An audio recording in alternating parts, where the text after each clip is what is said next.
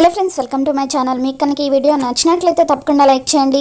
రామూర్తి బాగీతో నువ్వు కూడా అబ్బాయి పక్కన కూర్చొని భోజనం చేయమ్మని చెప్పి అంటూ ఉంటే, నేనెందుకు నాన్న తర్వాత తింటానులే అని చెప్పి బాగి అంటూ ఉంటుంది. దాంతో రామూర్తి వెళ్ళి నీ మొగుడి పక్కన కూర్చొని భోజనం చెయ్యి అంటూ బలవంతంగా బాగిని అమర్ పక్కన కూర్చునేలాగా చేస్తాడు.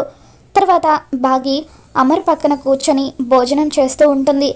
అప్పుడు అనుకోకుండా బాగి కాలు అమర్ కాలికి తగలడంతో అమర్ బాగి వైపు కోపంగా చూస్తూ ఉంటాడు. దాంతో బాగికి సడన్గా పొలం అన్నట్టుగా అనిపిస్తుంది.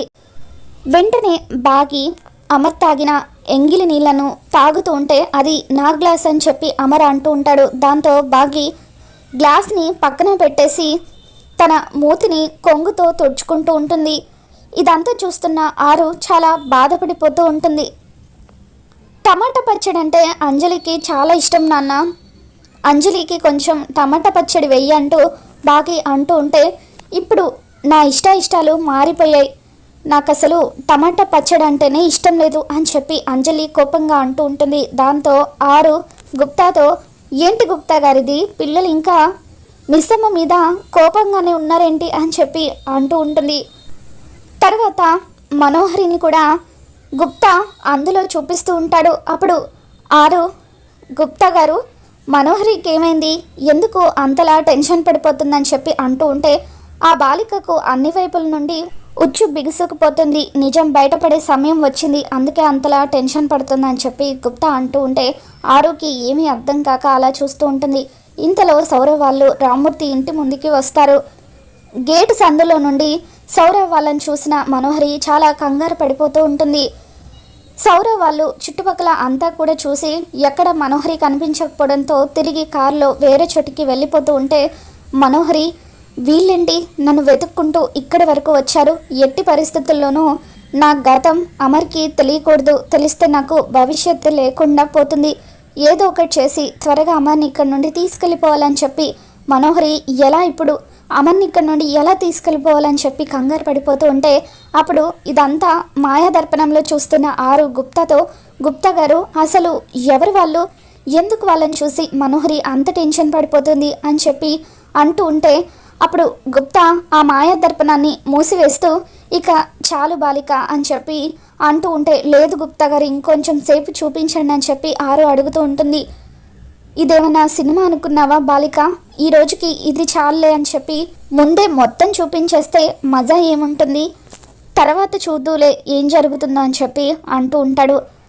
తర్వాత ఆరు, గుప్తా గారు ఇందులో గతంలో జరిగింది కూడా తెలుసుకోవచ్చు కదా, నాకు యాక్సిడెంట్ చేసింది ఎవరో ఇందులో చూపించవచ్చు కదా అని చెప్పి ఆరు అంటూ ఉంటే, అప్పుడు గుప్తా, వద్దు బాలిక, జరిగిపోయిన గతాన్ని నువ్వు ఎలాగో మార్చలేవు, మరి అలాంటప్పుడు చూసి ఏం ఉపయోగం ఉంటుంది, అవసరం లేదులే అని చెప్పి గుప్తా అంటూ ఉంటే, అప్పుడు మనసులో ఆరు, గుప్తా గారు గతాన్ని నేను మార్చలేకపోవచ్చు, కానీ వర్తమానంలో వాళ్ళకు శిక్ష పడేలాగా చేయవచ్చు కదా, ఎలాగైనా సరే ఈ మాయా దర్పణాన్ని ఎలా ఓపెన్ చేయాలో తెలుసుకొని గుప్తా గారు లేనప్పుడు అందులో నేను నాకు యాక్సిడెంట్ చేసింది ఎవరో చూస్తానని చెప్పి ఆరు అనుకుంటుంది. మరోవైపు అమర్ కంగారుగా ఇంటి బయట నిలబడి అటు ఇటు తిరుగుతూ ఉంటే, అప్పుడు బాగి అమర్ వైపు చూస్తూ, ఏమైంది దీనికి ఈరోజు, ఎందుకు ఇలా టెన్షన్గా అటు ఇటు తిరుగుతున్నారని చెప్పి అనుకుంటూ ఉంటుంది. తర్వాత అమర్ దగ్గరికి వచ్చి, ఏమైందండి, ఎందుకు అలా టెన్షన్గా అటు ఇటు తిరుగుతున్నారని చెప్పి అంటూ ఉంటే, పిల్లలు బయటకు వెళ్ళారు, ఇప్పటి వరకు పిల్లలు ఇంటికి రాలేదు, అందుకే టెన్షన్ పడుతున్నానని చెప్పి అమర్ అంటూ ఉంటే, బాగి నవ్వుతూ భుజం మీద తడుతూ, మీది భయానికి మీనింగే తెలియని బ్లడ్ కదా, మరి అలాంటప్పుడు మీరు కూడా భయపడతారా అని చెప్పి నవ్వుతూ ఉంటే, అమర్ బాగి వైపు కోపంగా చూస్తూ ఉంటాడు. చూడు, నా పిల్లలు ఇంకా ఇంటికి రాలేదు కాబట్టి నేను టెన్షన్లో నిన్నేం చేయలేకపోతున్నాను, లేదంటే నీ సంగతి చూసేవాడిని అని చెప్పి అమర్ అంటాడు. అప్పుడు బాగి, ఆయన పిల్లల్ని తీసుకువెళ్ళింది మా నాన్నగారండి, మా నాన్నగారు పిల్లల్ని సొంత మనవళ్ళు మనవరాల కంటే ఎక్కువగా చూసుకుంటున్నారు, క్షేమంగానే ఇంటికి తీసుకువస్తారులేండి అని చెప్పి బాగి అంటూ ఉంటే, మాట్లాడితే సొంతం అని చెప్పి మాట్లాడకు, అలా మాయ మాటలు చెప్పే కదా దొంగతనంగా మోసం చేసి తాళి కట్టించుకుందని చెప్పి బాగిని అమర్ అంటూ ఉంటే, అప్పుడు బాగి, అలా ఎలా అండి, అసలు అటు తిరిగి ఇటు తిరిగి ప్రతి టాపిక్ని పెళ్లి దగ్గరికే తీసుకుని వస్తారు అని చెప్పి బాగి అలా లోపలికి వెళ్ళబోతూ అనుకోకుండా కాలు స్లిప్ అయ్యి అమర్ మీద పడిపోతుంది. దాంతో అమర్ బాగిని గట్టిగా పట్టుకుంటాడు. ఒకవేళ కింద పడి ఉంటే ఏమయ్యేదో తలుచుకొని బాగి భయపడిపోతూ అమ్మయ్య ఇప్పుడు సేఫ్ అనుకొని అలా అమర్ వైపు చూస్తూ ఉంటే అమర్ ఇంకా చూస్తున్నవేంటి పైకిలే అని చెప్పి అంటూ ఉంటాడు. నాకు ఇక్కడ కంఫర్ట్గానే ఉందండి, పర్వాలేదు అని చెప్పి బాగి అంటూ ఉంటుంది. అప్పుడు అమర్ బలవంతంగా బాగిని లోపలికి తోస్తూ ఉంటాడు. ఇక ఇంతలో పిల్లలు బయట నుండి ఇంటికి తిరిగి వస్తారు. డాడ్, ఈరోజు మాకు తాతయ్య ఊరంతా కూడా తిప్పి చూపించారు, మేము ఎంత ఎంజాయ్ చేశామో తెలుసా అని చెప్పి పిల్లలు అంటూ ఉంటే అమర్ కూడా సంతోషపడిపోతూ ఉంటాడు. ఈరోజు మేము చెట్టు మీద మ్యాంగోస్ని డైరెక్ట్గా కోసుకొని తిన్నాం డాడీ, మాకు తాతయ్య ఎన్ని ఫ్రూట్స్ని తినిపించారో, రేపు ఫిషెస్ని పట్టడం కూడా చూపిస్తామని చెప్పారు, మాకు ఈ ఊరు బాగా నచ్చింది డాడీ, ఇంకొద్ది రోజులు ఇక్కడే ఉన్నాం మనం అని చెప్పి పిల్లలు అంటూ ఉంటే అప్పుడు రామ్మూర్తి అమర్తో ఎలాగూ పిల్లలకు సెలవులే కాబట్టి ఎన్ని రోజులు కావాలంటే వాళ్ళని అన్ని రోజులు ఇక్కడే ఉండనివ్వండి అని చెప్పి రామ్మూర్తి అమర్కి చెబుతూ ఉంటాడు. ఇంకా బోలెడంత ఎంటర్టైన్మెంట్ ఉంది పిల్లలు, సాయంత్రం మీకు నేను బోలెడన్ని కథలు చెబుతాను అని చెప్పి బాగి అంటూ ఉంటే ఏం అవసరం లేదు, నీకు కథలు చెప్పడం బాగా వచ్చన్న విషయం మాకు ఆల్రెడీ తెలుసులే అని చెప్పి పిల్లలు అలా బాగి మీద కోప్పడుతూ లోపలికి వెళ్ళిపోతారు. మరోవైపు మనోహరి లారీ డ్రైవర్కి ఫోన్ చేస్తుంది. లారీ డ్రైవర్ కార్ డ్రైవ్ చేసుకుంటూ నర్సాపూర్ వైపు వస్తూ ఉంటాడు. చూడు, ఊరి చివర నువ్వు కాపలా కాయి, ఎట్టి పరిస్థితుల్లోనూ ఆ సరస్వతి అమర్ని చేరుకోవడానికి వీల్లేదు, ఇన్ని రోజులుగా అమర్కి నిజం తెలియదు కాబట్టి నువ్వు నేను బతికిపోయాం, ఒకవేళ నాకేదైనా జరిగితే అప్పుడు మరుక్షణం అమర్ నిన్ను కూడా చంపేస్తాడు, అందుకే ఆవిడ్ని ఎలాగైనా సరే ఊర్లో అడుగు పెట్టకుండానే చంపేసాయి, ఆవిడ ఫోటో నీకు పంపిస్తానని చెప్పి మనోహరి సరస్వతి ఫోటోని ఆ లారీ డ్రైవర్కి పంపిస్తూ ఉంటే మీరేం టెన్షన్ పడకండి మేడం, ఖచ్చితంగా ఆవిడ్ని నేను చంపేస్తాను, ఒకవేళ ఆవిడ కనుక మిమ్మల్ని చేరుకోవాలంటే నన్ను దాటుకొని రావాలి, మీకు ఈసారి ఆవిడ మరణ వార్త గురించే న్యూస్ వస్తుంది అని చెప్పి ఆ లారీ డ్రైవర్ అంటూ ఉంటాడు.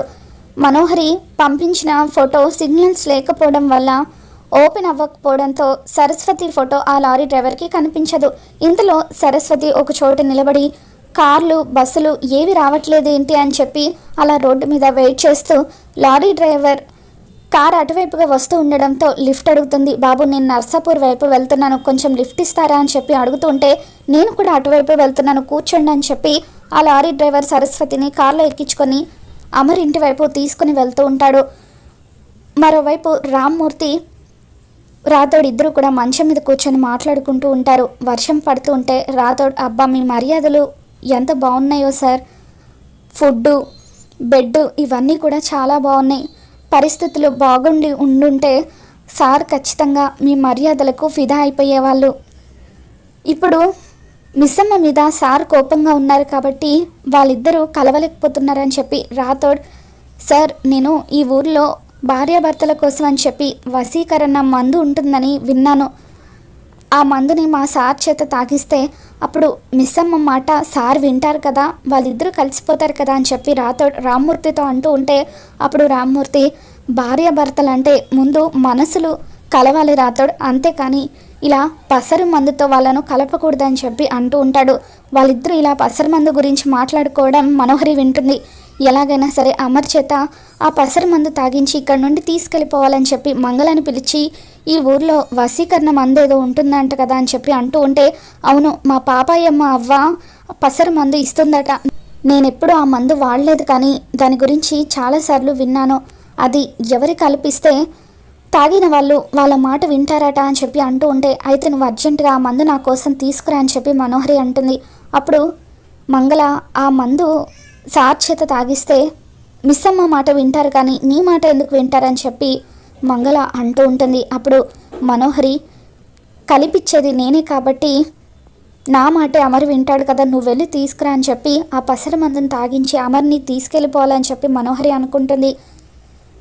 మరోవైపు లారీ డ్రైవర్ కారు ఎక్కిన సరస్వతి, త్వరగా పోనివ్వు బాబు అని చెప్పి అంటూ ఉంటే, అంత అర్జెంటుగా ఎక్కడికి వెళ్ళాలండి అని చెప్పి లారీ డ్రైవర్ అడుగుతూ ఉంటాడు. ఒక కుటుంబానికి గ్రహణం పట్టింది బాబు, అర్జెంటుగా ఒక నిజం చెప్పి ఆ కుటుంబాన్ని కాపాడాలని చెప్పి సరస్వతి మేడం అంటూ ఉంటే లారీ డ్రైవర్కి అనుమానం వచ్చి కారు పక్క కాపి కార్ దిగి వాట్సాప్లో మనోహరి పంపించిన ఫోటోని ఓపెన్ చేస్తాడు. సరస్వతి ఫోటో అందులో ఉండడంతో వెంటనే ఆనందంతో మనోహరికి ఫోన్ చేసి, మనం వెతకపోయిన తీగ కాలికే తగిలినట్టుగా ఆవిడ నా కారులోనే కూర్చుంది మేడం, ఖచ్చితంగా ఆవిడ్ని చంపేస్తానని చెప్పి లారీ డ్రైవర్ అంటూ ఉంటే మనోహరి సంతోషపడిపోతూ ఉంటుంది.